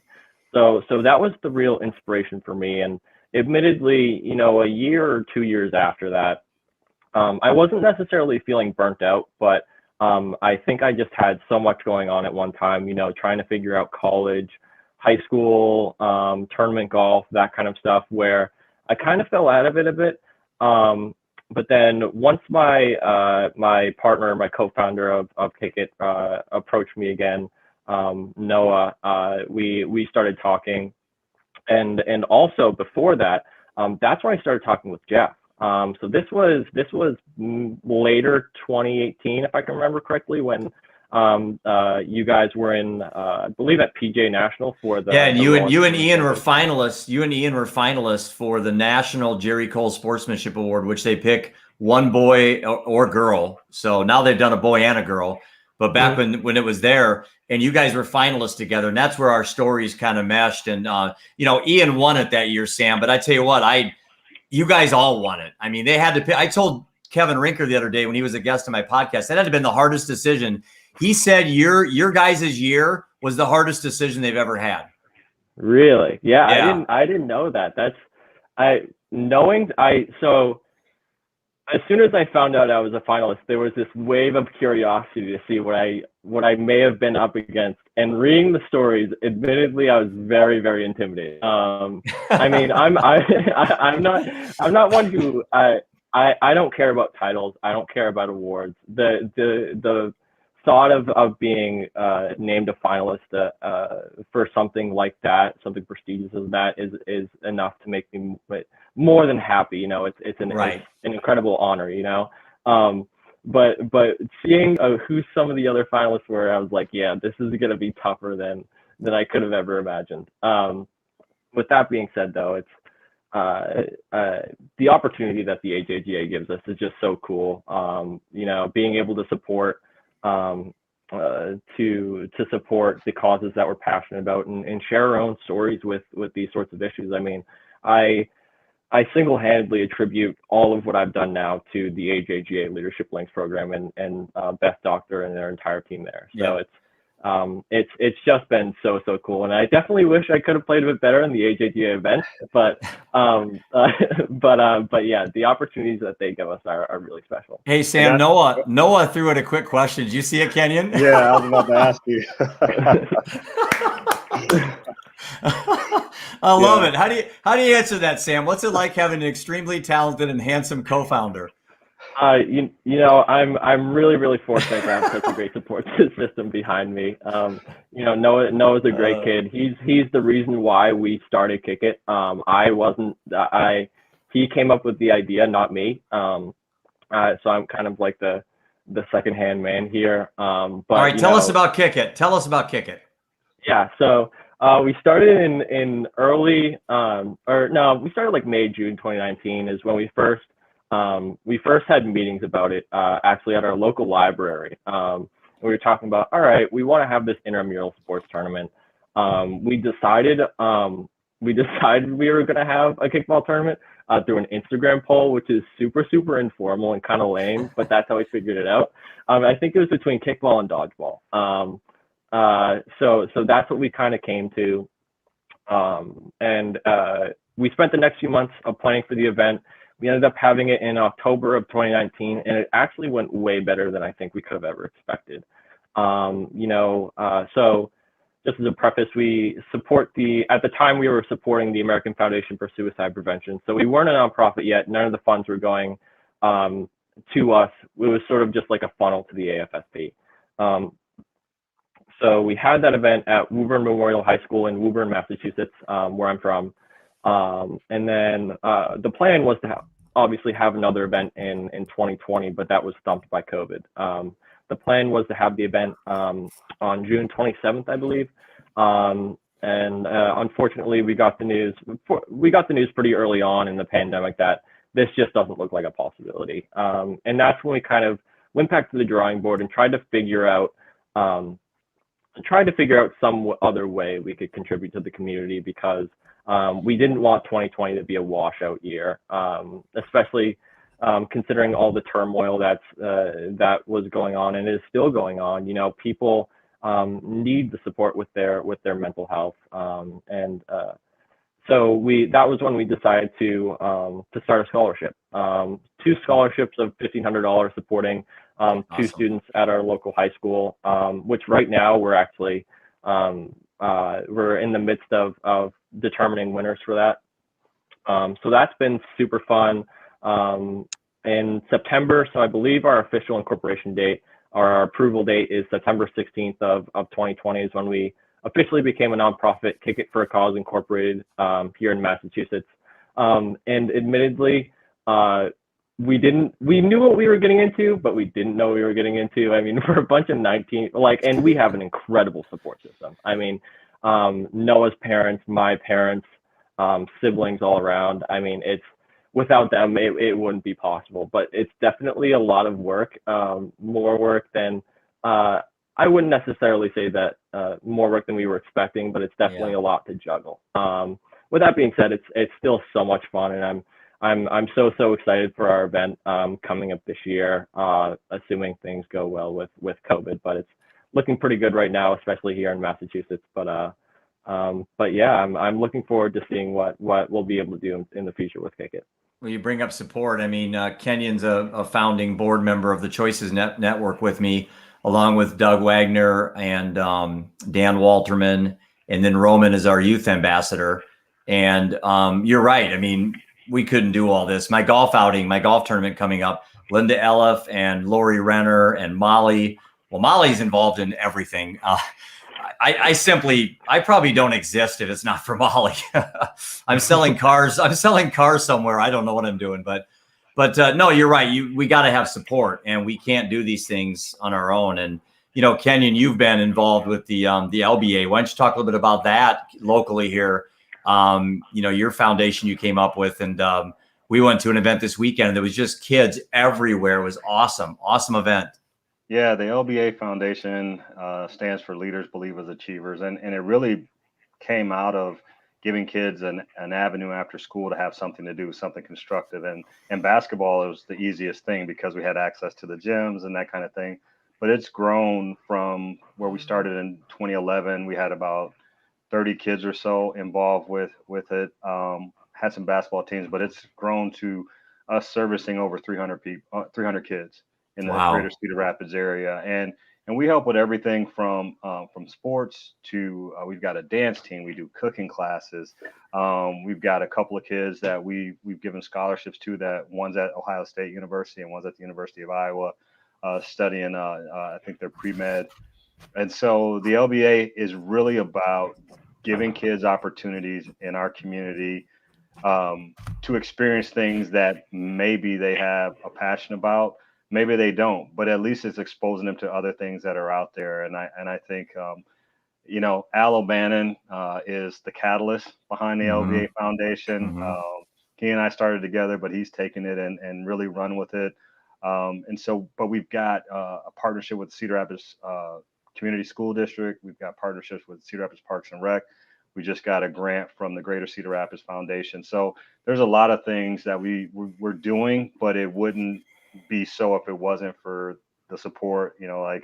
Like Sam's saying, you need people to support you in order for an organization to be successful like that. And I just love the way that we show up at an event and then automatically I get thrown to do all the interviews. But no, it's fun. And to see all the kids and the families, even though the weather wasn't great, we had a great turnout with families. And the best part about it was that the kids in the program, they brought their siblings, they brought their parents, and everybody was able to enjoy the day. So I'm excited for the future of the LBA Foundation as well as the Choices Network.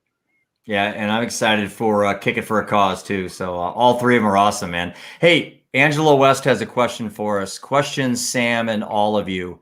Is there anything parents can do to foster better conversations with our kids about the tough issues like mental health? And I'll throw out one thing, and then you guys can jump on it from there. I've kind of developed this mindset where I am not trying to tell my kids what to think. I want to tell them how to think. So one of the problems is we tell our kids what not to do. Don't vape, don't drink, don't have sex, don't do all these things. But we don't tell them how to think through the process of making those decisions. That's how I would answer that question, Angela. Sam or Kenyon, what do you guys think? What would you add to that? Certainly, yeah. So I feel like I think the biggest thing when it comes to these kinds of things is honesty. I feel like being straightforward with whether it's as a parent with your own struggles or yeah, admittedly that can be very difficult. So I think that's not necessarily a big priority, but being honest with your feelings about the situation or how things are going are huge, especially when it comes to situations where all individuals, all parties involved are generally pretty vulnerable. With that being said, I think the greatest piece of advice that I've seen and something that I really stick to is just listening. I think the most powerful thing you can do in these situations is to listen to whoever you're trying to help, as opposed to giving advice, because sometimes you'll get caught into caught in this role of playing armchair therapist when admittedly you kind of get caught up and don't know what you're talking about at all. Not saying that these parents aren't knowledgeable. I mean, they know their kids better than anybody else. But I think that a lot of times when these people are reaching out, they just want to be heard. And that's something that's really, really important to keep in mind. And also being open to options like therapy, whether it be talk therapy with a psychologist or seeking medication if talk therapy doesn't work with a psychiatrist. So really just listening and being open to the options for recovery. Mm-hmm. Yeah, for me, it's about being transparent with your own feelings and struggles, right? Admittedly, 3 years ago, my wife and I almost got a divorce. Mm-hmm. A lot of it was, decisions that I had made. But the one thing I could have done, a lot like you, Jeff, I could have ran from it or I could face it.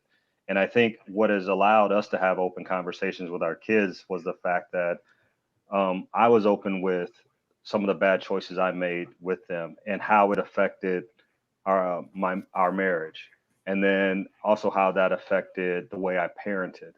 And I think being open there and showing them that it's not easy, that I struggle, that going to, like you were saying, Sam, going to counseling was the best thing that could have ever happened for me. And Jeff, I throw it out there to anybody now. Like, I think it was just that moment of because the hardest person to look at is the person staring back at you in the mirror. And if you're able to face that person, you're able to be honest with yourself, then it's really, really easy to be honest with other people. And so for me, it was just, I wanted my kids to understand, like, life can be difficult. It can throw you curveballs, but if you have the right people around you, you're willing to face those things that scare you. And a lot of times, like you said, you had your bad days. I had my bad days too. And I think that honesty, that openness, that ability to share those feelings and thoughts with your kids, I think that'll help open up the avenues that a lot of parents are looking for when it comes to knowing what's going on with their kids and being able to connect with them. Well, there's a reason why I paired you two on this last hour was I wanted to talk a little bit about sports and kind of how sports mirror life. And, Sam, you're on the first hole of a 2-day tournament and you snap hook your first ball in the woods. You got a lot of golf ahead of you, dude. Kenyon, you're in a basketball game and it's coming to the end of the game and you fouled and you missed a free throw and your team loses and you got another game the next day. You got to find ways to bury it and move on. And I guess, what are your guys' thoughts on sports and kind of how that's really helped you personally deal with, in Kenyon, in your case, with the death of Chris Street? You guys did some of the most heroic basketball games ever in basketball history. It was right after Chris's death. And that's not luck. That's because sports triggered something in you guys. So I'll have maybe you go first, Kenyon, because I just brought that up. And then Sam, maybe you can jump in and talk about how golf maybe saved you. Well, I'm telling you, the only, Tom Davis, our head coach, I mean, he navigated that time for us better than anybody else could have. And I think one, he wanted us to be in touch with what was going on, to grieve. But I think what it did is it gave us a distraction, right?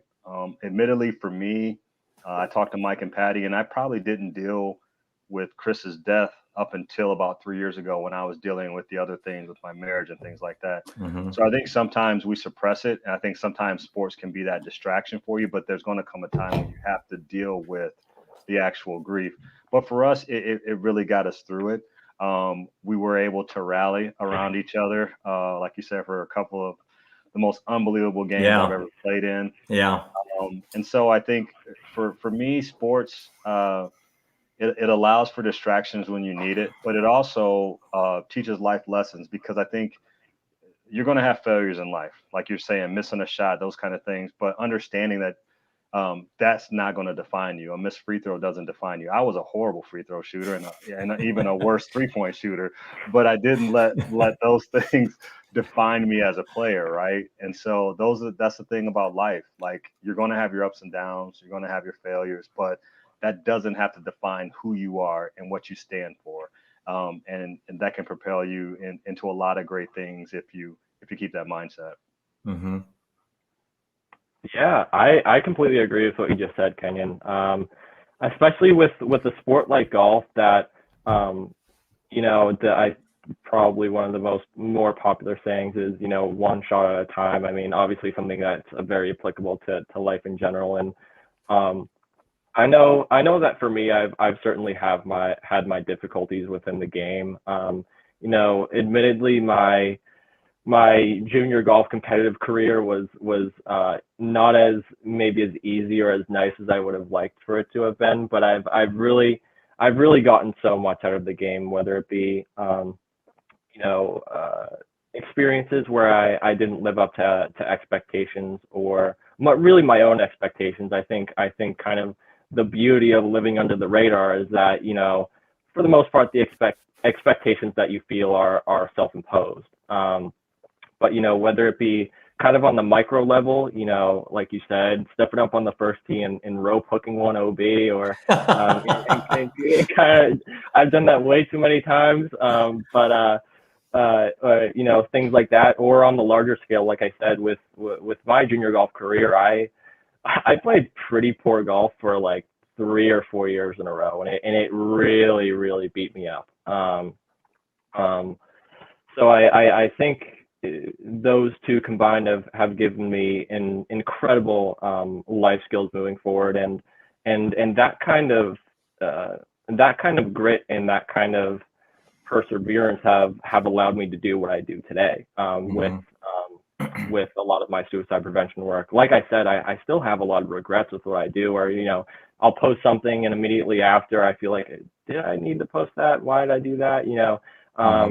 Relatively trivial feelings, but they're still there. And I feel like that perseverance that has come from golf and sport in general. I didn't grow up just playing golf. I was also a hockey, soccer, and lacrosse player, 3-sport kid growing up. But I feel like those have given me the tools that I need to really move forward the way I want to, not only with the nonprofit mental health and suicide prevention stuff, but just life in general. I think, Kenyon, you were going to be a professional oboe player, right? Is that what it's called? No, I was going to be a viola player. Well, was that what it's called? A viola? I don't know what it's called. Yeah, I was pretty good. Tell that story real quick. You were sitting with your mom or something, and then you decided between basketball and that.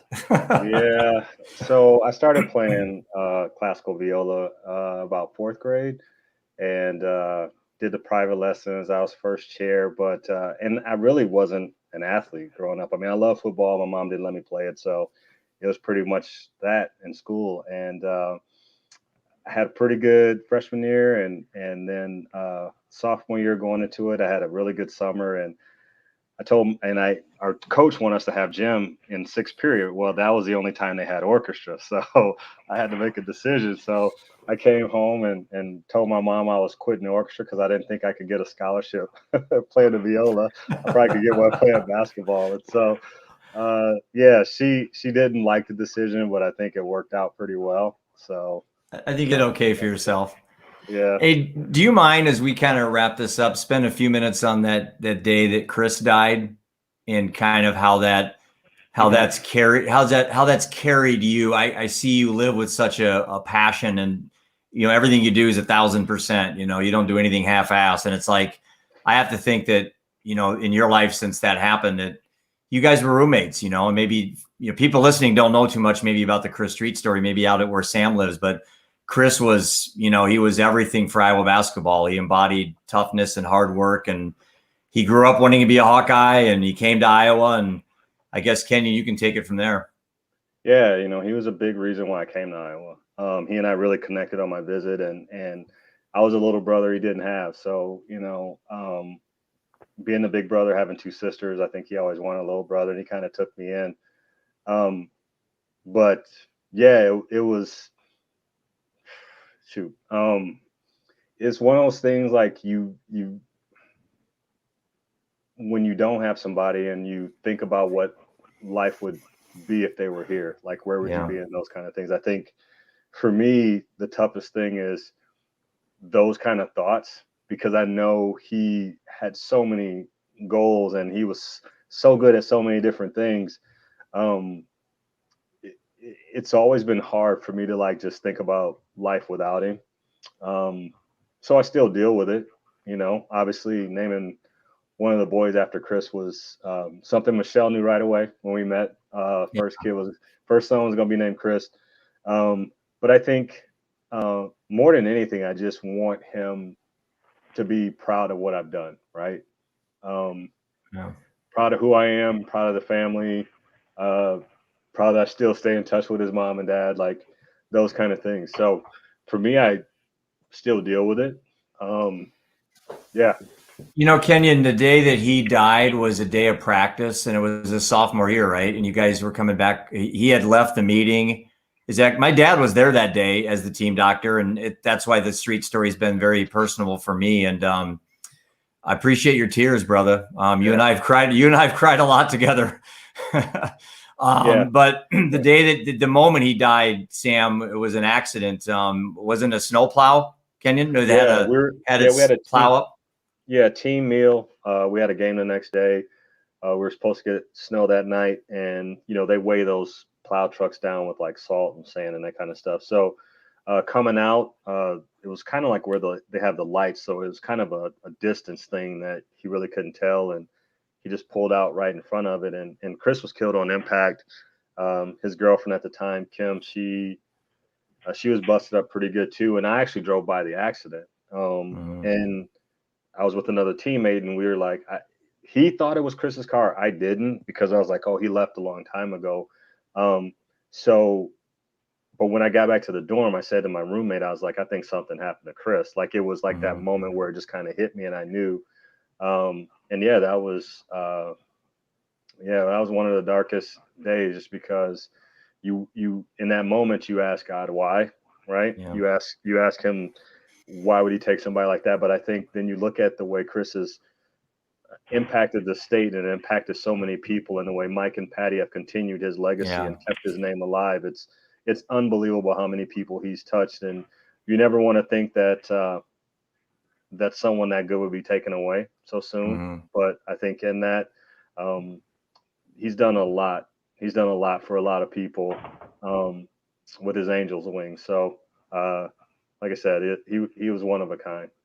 Well, I know it's touched my dad. He's 87 now, and it doesn't go by very long where he doesn't talk about that day with Chris and with John Streif and all those guys that were there that day. But I will tell you, Mike and Patty have been an absolute inspiration to me, up there with Steve Grant, because I watched as a young man how they handled it so amazingly, and never thought I would be a member of that club.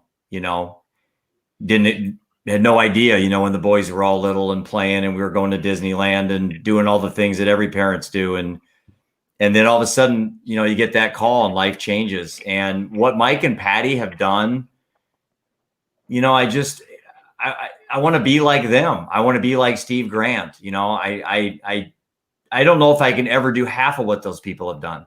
And I know people look at me and say, well, you're doing great things, Jeff. I'm like, well, Mike and Patty have done great things. Steve Grant, I'm hopefully just getting started, and that's why you guys are here tonight. That's why Dan and Steve were here. That's why the Living Undeterred Dream came about, and that's why I do what I do, because your tears, Kenyon, is love and passion, and that fuels the fire in us to do great things. And Sam, you're right there too, brother. I mean, you're doing things that, you know, I can relate to. You can't relate to what I've been through, but I can certainly relate to what you've been through. And I hope you never have to go what I went through.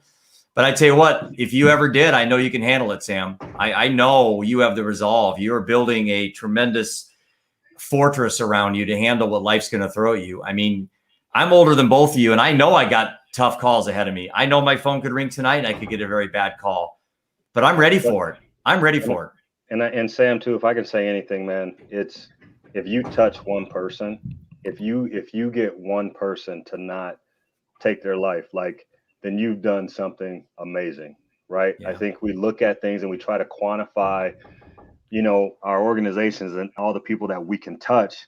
But in reality, if you can touch one person, you know, you've done a good, that's mission accomplished, right? Yeah. And I think that you need to continue to understand that too, because I think there can be a weight with what we do. Oh yeah, that we Good point. disappoint people, but I'm telling you, man, one person, if you can do that, all right, you've done all right. And Kenyon, Yeah. we got a couple minutes left, but okay. So I got to ask you a question, Kenyon. Which one of the two twins is easier to beat one-on-one? By me? Let's go back like 6 years. No, see, listen, they always know how good I was. I never played them, so I'm never going to be able to answer that question. Okay, how about Kenna? Can Kenna beat you right now? No, she's got a messed up wheel. I can beat her still. That's the only reason. That's the only reason. I know. Well, I think as we wrap this up, guys, I think between 5 of us tonight over 2 hours, if one person hasn't listened to this, or at least when this reposts and rebroadcasts later, I'll be very surprised if one person that didn't consider suicide, hey, I can be like Sam, or one person that had a friend die tragically of cancer or a car accident says, hey, I can live inspired like Kenyon, or somebody who loses a son to an overdose said, hey, I can be like Steve and Jeff, or someone that battles issues that they had that, you know, Daniel didn't get too much into that tonight, but he's had his own personal things, and to become such a positive influence on social media. If we haven't touched one person tonight, then you know what? I'm going to tee it up and do it again tomorrow. You know, I'm not going to stop. Right, Sam? We snap hook it the first hole out of bounds. We're not quitting, are we? Absolutely not, Jeff. So I'm honored to do this with you guys. I'm going to spend the last couple of minutes kind of closing some things up. But did you guys each have 30 seconds you wanted to throw out there for anybody? Just some words of wisdom? Sure. I'll go first. I think the greatest, not necessarily advice, but my words of wisdom are that you matter. Whether it's Jeff, Kenyon, anyone listening right now or in the broadcast later, you matter, and nothing can ever change that. Your feelings and emotions are valid, regardless of what anyone will tell you, and your life has incredible worth, no matter what you're feeling. Like I said, there are so many people who are struggling that you would never suspect are dealing with things. And if you are one of those people, or even someone who's out in the open about their struggles, know that you'll always have someone you'll always have someone that has your back. And if you truly feel like you don't, I've always got your back. So thank you. Yeah, that's Kenyon, you got 30 seconds, Kenyon. All I'm going to say is when you have an opportunity to pour into someone, pour into them, right? Whether you're there as an ear to listen, you're there as a shoulder to cry on. But, you know, try and meet people where they are. Don't judge. Let them talk and just be what they need in that moment. And I think if we can do that, we'll treat people the way that we want to be treated. And I think we can all make a difference. Thank you very much tonight, guys. If you can hang on a second, I'll wrap this up. But I want to give a personal thank of gratitude to Molly Nordlock. And I mean, you guys know how much Molly's been to me. She's been behind the scenes here. I get so much credit. Everyone's like, man, Jeff, your stuff's so awesome. It's like my content. Oh yeah, I know. Yeah. I understand. Yep. Cut Kenyon off. Cut Kenyon off right now. So the reality is, Molly, you are awesome. You're a rock star. I couldn't do any of this without you. And all of us have people behind us in the trenches working, and they deserve a lot of credit. So with that, guys, this has been arguably one of the greatest nights of my life. I've really enjoyed this. I wasn't nervous. I was nervous I wasn't going to get everything said. And with that, I'm already going to be working on the Living Undeterred live stream number 2. And I'm going to be probably dragging in some of my past podcast guests, but I'm going to suggest people like us, they post us, they subscribe on my www.livingundeterred.com. Keep sharing the story, keep loving each other.